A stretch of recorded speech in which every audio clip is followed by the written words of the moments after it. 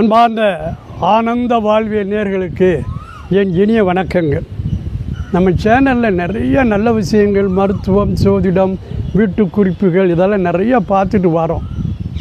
இந்த ஆனந்த வாழ்வியல் சேனல் என்னுடையது. எனது பெயர் மதனமோகன். எனது ஊர் சிவகாசி. நான் சோதிடம், மருத்துவம் இரண்டும் பார்க்குறேன்.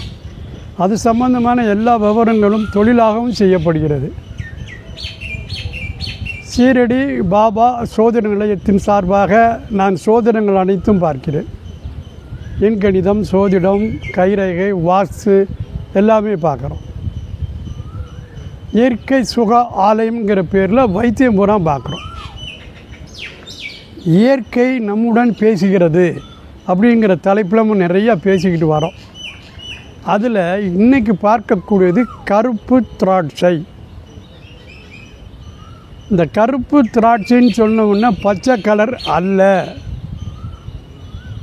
ரெண்டாவது, கருப்பு திராட்சையில் தான் விதை இருக்கும். விதையுள்ள பழங்கள் தான் மனிதனுக்கு தேவை.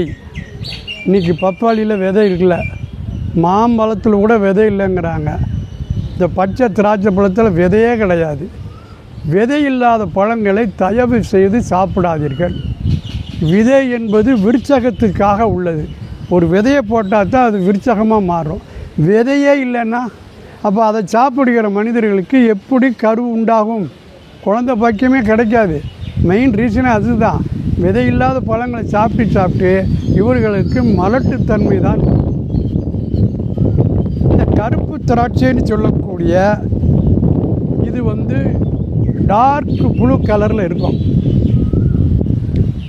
விதை இருக்கும். கொஞ்சம் நல்லா அலசி தாங்க சாப்பிடணும். இருக்கிற பழங்களிலே அதிகமான மருந்து சத்து அடிக்கப்பட்ட பொருள் கருப்பு திராட்சை தான். அதை கழுவாமல் தயவு செய்து சாப்பிடாதீங்க. மிக அதிகமான மருந்து அடிக்கப்படக்கூடிய பழம் திராட்சை பழம். அதை லைட்டாக வார்ம் வாட்டர் வெந்நி வச்சு ஒரு 5-6 சொட்டு லெமன் விட்டு அதை நல்லா தண்ணியை கலக்கி அதில் இதை கழுவி பிறகு நல்ல தண்ணியில் கழுவி விடுங்க. அதுதான் முறையானது சாப்பிட. இதை கொடி முந்திரி அப்படின்னு சொல்லுவாங்க. இதற்கு ஒரு உயர்வான பேர் உண்டு, கடவுளின் கனி. திராட்சை பழத்துக்கு கடவுளின் கனின்னு பேர். இது அந்த காலத்தில் ஆரம்பத்தில் மதுபானம் தயார் பண்ண ஒயின், இங்கிலீஷ்காரங்க, ஈஜிப்ட் இந்த கண்ட்ரிஸ்லாம் ஒயின் தயார் பண்ண இது பயன்படுத்தப்பட்டது. இது மெயினாக பார்த்தீங்கன்னா அந்த கொத்தாக இருக்கும். ஒரு கொத்தில் குறைஞ்சது 50 பழங்கள் குறையாமல் இருக்கும். அதை பார்த்திங்கன்னா அப்படியே 2 லங்ஸ் இருக்குது. பார்த்திங்களா, நம்ம உடம்புக்குள்ளே இருக்க 2 லங்ஸ் இருக்கு இல்லையா, இந்த லங்ஸுக்குள்ளே குட்டி குட்டி பைகளாக இருக்கும். லட்சக்கணக்கில் இருக்கும் சிறு சிறு பைகள். இந்த கருப்பு திராட்சையும் இந்த லங்ஸின் பை தோற்றமும் ஒன்று போல் இருக்கும். ஒரு திராட்சை கொத்து அப்படி எடுத்திங்கன்னா அதுவும் நுரையீரலும் ஒன்று போல் இருக்கும். அதனாலே இது நுரையீரலுக்கு தேவையான ஒரு பழம். இதை ஜூஸாக எடுக்கலாம், வாயில் போட்டு அப்படியே மென்னும் சாப்பிடலாம். அந்த தோலை அப்படியே சுவைச்சு முழிஞ்சிடணும். விதையும் கடிச்சும் முழிஞ்சி விடலாம். முழுக்க இன் டோட்டல் சமூலம்னு பேர். அப்படி முழுக்க சாப்பிடணும். அதான் ரொம்ப நல்லது. ஏன்னு கேட்டிங்கன்னா விதையில் விருட்சகம் இருக்குது, தோலில் ஃபைபர் இருக்குது. ஸோ எல்லாத்தையும் ஒன்று போல் சாப்பிட்றது மிகவும் நன்று. இந்த லங்ஸுக்குள்ளே இருக்கிற பைகள் இருக்கு இல்லையா, அது காற்று உள்ளே வெளியே போகும். கார்பன் டை ஆக்சைடை வெளியே தள்ளும், ஆக்சிஜனை உள்ளே இழுக்கும். இது ஒரு வாயு பரிமாற்றம், exchange of gas. Carbon dioxide வெளியே போய் ஆக்சிஜன் உள்ள வரும். இந்த செயல்பாடுகள் நல்லா இருந்தால் தான் நம்ம நுரையீரல் நல்லா இருக்குதுன்னு அர்த்தம். நுரையீரல் நல்லா இருந்தால் தான் ஹார்ட்லேருந்து வந்த அசுத்த ரத்தம் ப்யூரிஃபை ஆகி திரும்பவும் ஹார்ட்டுக்கு போகும். ஸோ ப்யூரிஃபையிங் த பிளட்டு யாருன்னா நுரையீரல் தான். ஹார்ட்டு ஒன்லிய கேச்சிங், அது ஒரு வாட்டர் டேங்க் மாதிரி, பம்பிங் ஸ்டேஷன். வர்ற அசுத்த ரத்தத்தை வாங்கி நிரப்பி விடும். அதுக்கு சுத்தப்படுத்த தெரியாது. அது அந்த உதவியை நுரையீரல்கிட்ட தான் கேட்கும். நுரையீரலுக்கு அசுத்த ரத்தத்தை அனுப்பி அது சுத்தப்படுத்தி கொடுத்ததை வாங்கி இதயம் வாங்கி உள்ளுக்குள்ளே கொடுக்கும். அது எப்படி கொடுக்குது? அந்த ஆக்சிஜனை வாங்கி கார்பன் டை ஆக்சைடை வெளியே தள்ளுது. இந்த ப்ராசஸ் நடக்கிறதுக்கு கருப்பு திராட்சை நன்று.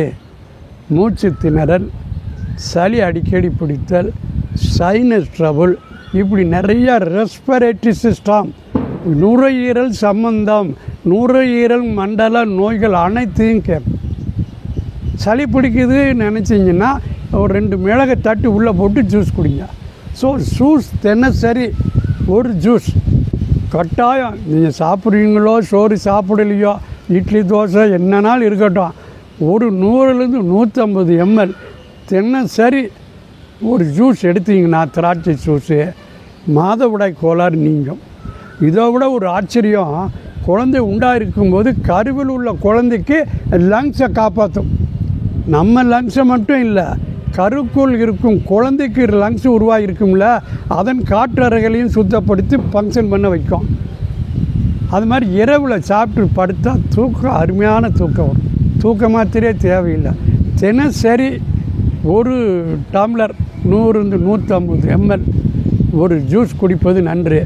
அதில் 2-3 சொட்டு தேன் விட்டு, ஒரு ஏலக்காய் தட்டி போட்டு, 2 கிராம்பையும் தட்டி போட்டுட்டிங்கன்னா ஹைலி மெடிக்கேட்டட், மருத்துவ குணம் முழுமையாக நிறைந்த ஒரு பானம்.